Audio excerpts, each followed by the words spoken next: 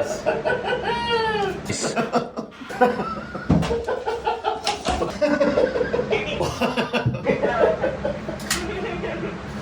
been a good week. Welcome back to The Grand Lady, everyone, and happy Mother's Day to all you mothers out there. I'm home with the fur babies today, editing, and I have to tell you, the episode this week is pretty great. There's so much progress happening, and Randy's been such a positive force, and that laugh, he's right, it really has been a great week. So let's just get into it.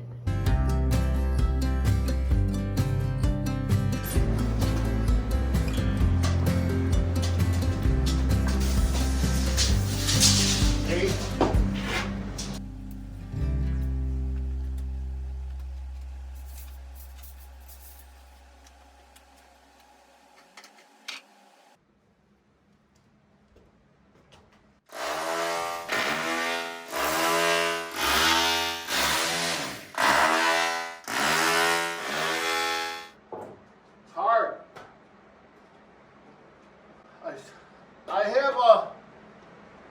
I have a gas demo saw, and I've got a 4-inch grinder with a diamond wheel on it I could grab, and we could cut it square. Yeah, I've got a peanut grinder out here. I don't remember if I've got a diamond wheel here for it or not. I'll take a look and see. I figured this was all going to be crap like this where it's just falling off. It's not. It's not. That's a surprise.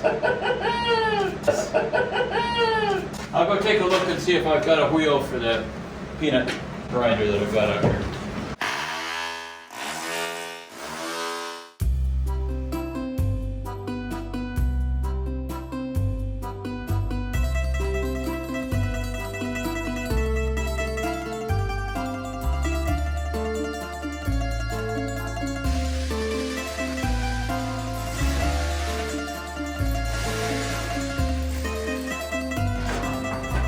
I beat you. You did.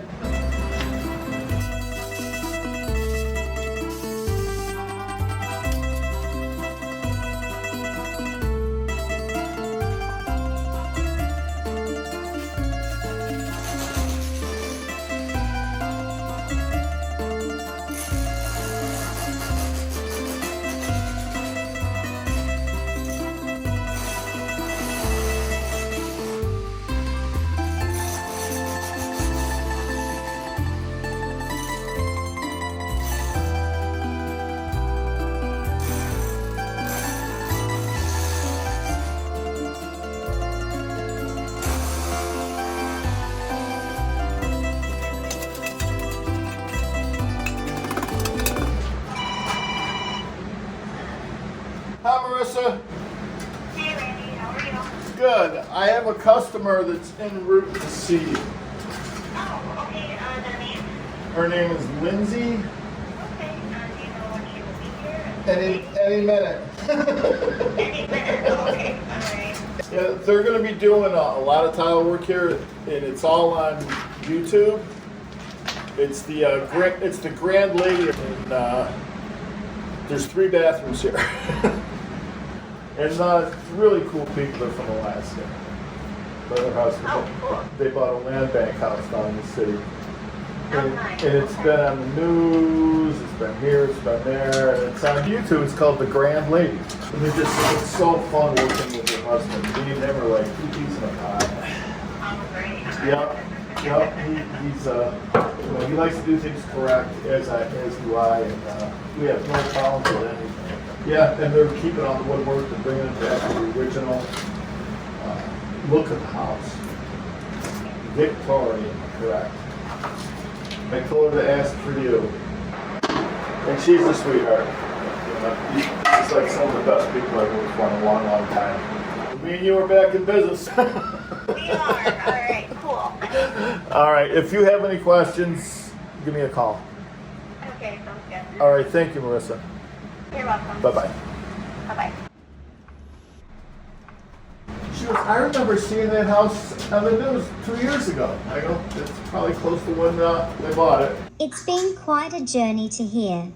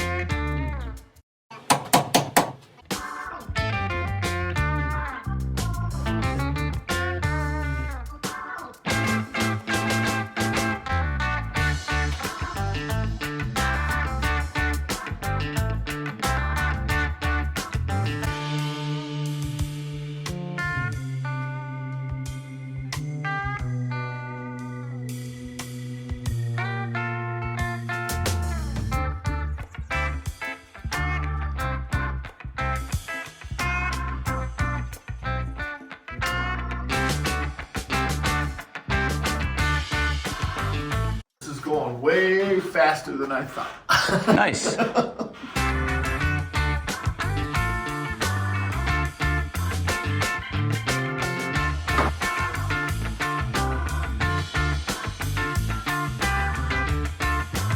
I gotta do another thing. Boy, we're pretty close to exactly. It's gotta go that way just a hair. I think. That'll come. That'll come up when we set it. This is the big play now. This is what we were working all season for, guys. The playoffs. Let me get this down now. You want me to screw a 2x4 up there right next to where it's gotta go so we can just put it into like a notch? Screw a 2x4 on this side, even with the line, so when it goes up, we know exactly where it's gotta be. We have a wall. You want to come 3.5 inches over, or 3 5/8 over from the line. Why? So that way this will rest against it, isn't it? That's where the lines are. Isn't that center? There's 3 lines. Center. I see one line. You're seeing the No, from center this line. side. I see the center line. You're seeing the Yeah, center you see line. From this line, I got 3. I got. Okay, yeah, You see the center line. yeah, okay, yeah, Where's your that's screws? fine. I don't have them.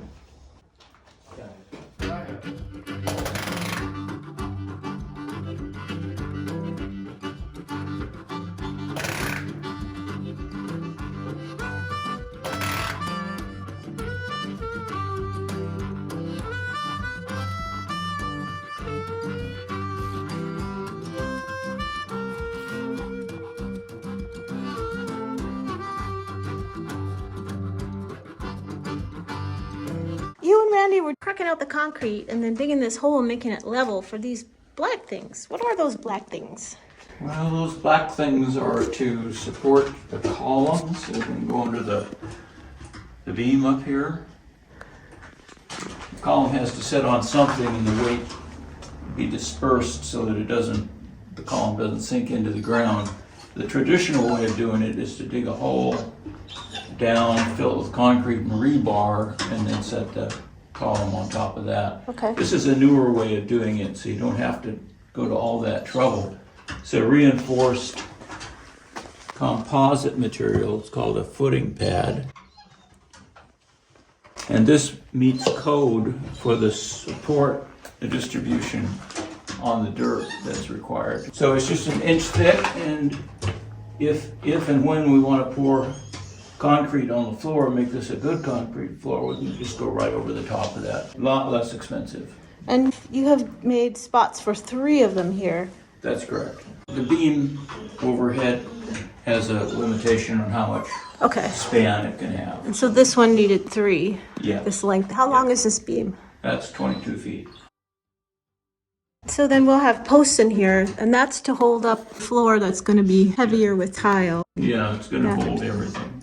And then we put a lot of, what are these called? I-joists. I-joists. We have a piece of wood holding up the floor every, Well, the original floor joists are about 16 inches on average on center, okay. and we put these halfway in between each in the space. So about 8. Why did we have to put so many in? I want the floor to be really stiff so that it doesn't crack the tile or the grout between the tile. That requires a minimum amount of deflection. Okay.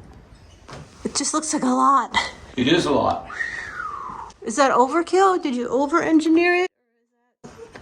No, actually, it's just about, that's about the minimum you can do to actually meet a deflection of one part in 360 parts is what I'm looking for. Dang. That's crazy. That's just a few thousandths of an inch in this span. Okay, well that's nice to know that once we put all that expensive tile in there, it won't get So I have a crashed. chance of surviving. Yeah. And then you put in an extraction vent back here.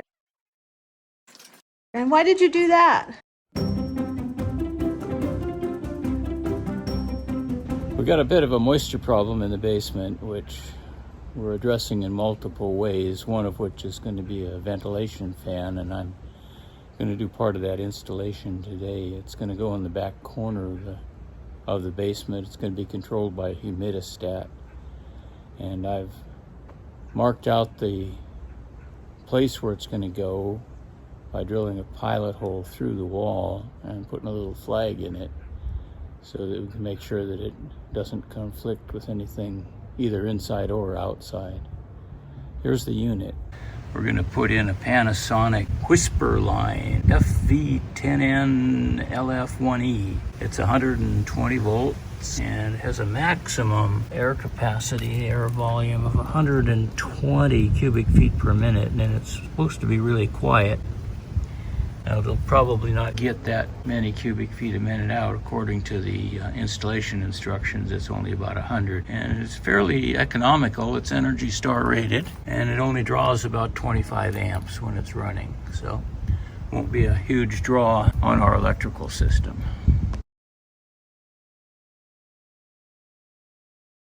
The exhaust from that vent is going to come out northwest corner, just above the gas meter here. That little flag is waving in the breeze where I drilled through from the inside. Just make sure we had enough clearance out here. We get the pipe in.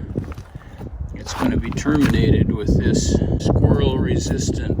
It's actually a barbecue grate.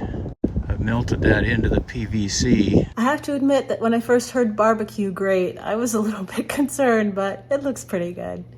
Jim and his projects.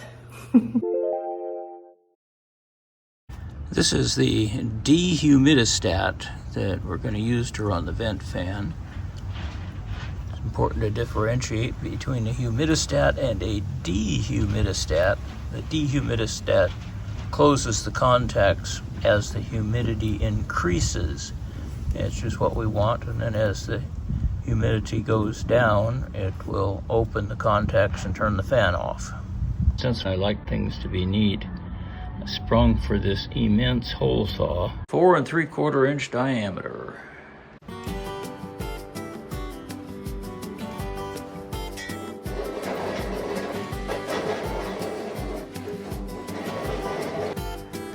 We are through to the outside. Yippee!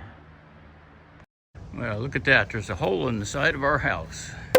Hello, inside of house.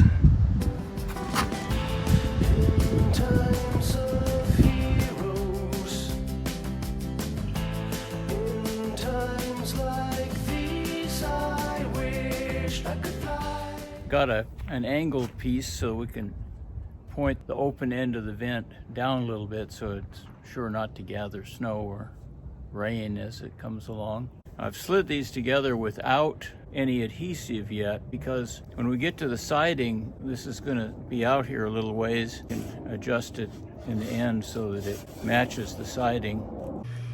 That doesn't look very Victorian. But in putting the siding on, it's going to be a lot easier to work around just a round pipe rather than all this assembly. So if we don't glue it now, we can just pull it off and then we'll glue it on when we get to the final. Now we're going to put this vent fan up there in the bay, and it's only about 9 inches wide, so we've got to arrange the bracketing so that the vent fan ends up in the middle. All right.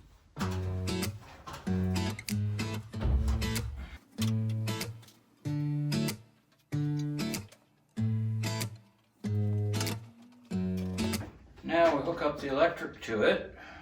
We can use this. We're going to wire this in while it's out here, and bring this out to where we're going to have a box. Got an 8-foot whip, and we've got a box to mount the dehumidistat on. We've got a board to mount the box on, and the extraction fan has its own box. We are going to start by getting this box assembled. We're going to fasten the box onto the board and the board onto the floor joist, and then we'll put the other end onto the extraction vent and hoist it into place, and then we will slide that 4-inch PVC pipe into position, and we will have a vent. Then we'll turn it on and see if it works. Easy peasy. So let's get with it.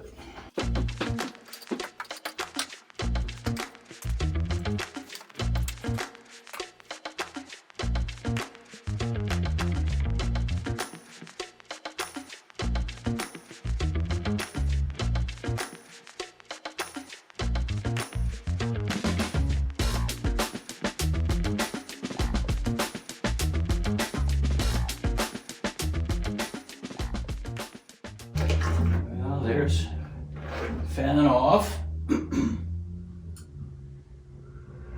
And there's how noisy it is with fan on. Nice and quiet. I'm going to set it for 50% relative humidity. When the humidity drops, it's about 80% right now. When it drops down to 50, the fan will automatically turn off. Excellent work, Jim. And why did you do that? To pull the moist air out of the basement and send it to the outside. And that's for mostly humidity control down here. Yep, totally for humidity control. And it's on a dehumidistat, that white box that's there. So when the humidity gets down low enough, it'll turn the fan off. And you took some measurements this morning. What was your data? We're pulling about 7,000 cubic feet of air per hour out of here. It's on. Is that really good? That's a lot. Awesome. And is this different than the air handler that's going upstairs? This is different. Yeah, the one upstairs is exchange and filtration. Okay. We'll talk more about that later when that time comes. I promise. Thanks, Jim. You're welcome, Lindsay.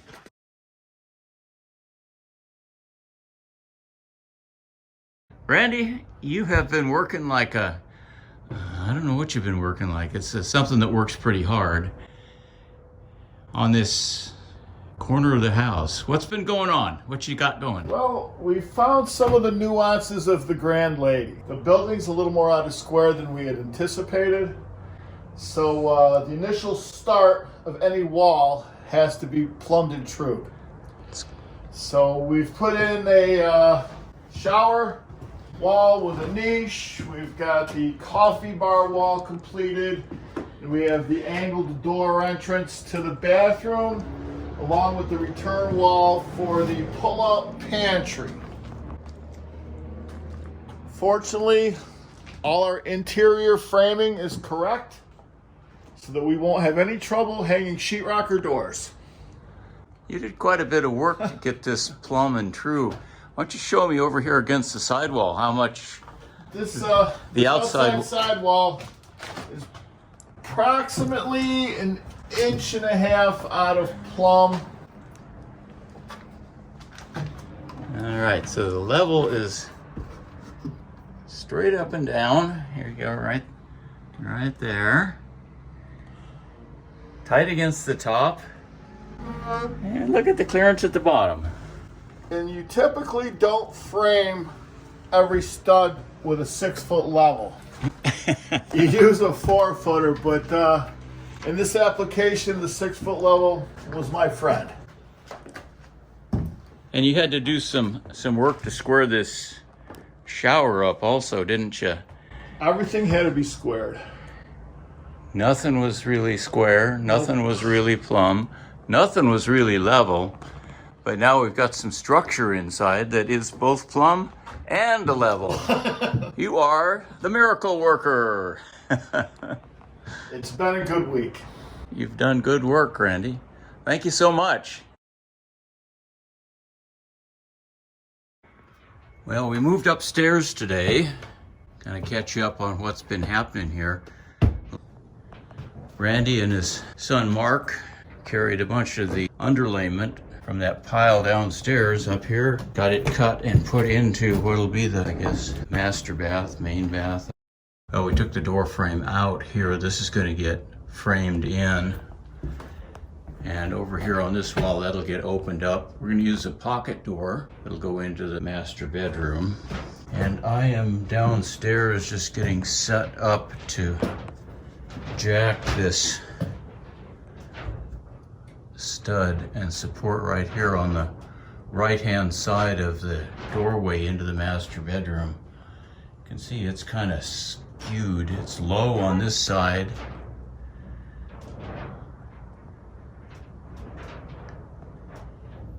So I'm putting a support underneath this. It has very little support underneath it, very inadequate. You'll see it from the bottom. I'll show you. This is the bottom side of that doorway. You can see it's just kind of hanging out there. It's got a 2x4 block underneath it that's not very well secured. I'm putting in this 2x6 underneath it, and I'm going to press that up on this side so that things come up to even with the floor joist in the floor. It's got to come up 3/8 of an inch or so there. So I've got great-grandfather Derrickson's plumb bob out so I can find the right place to put a support down on the floor, and we'll jack this up.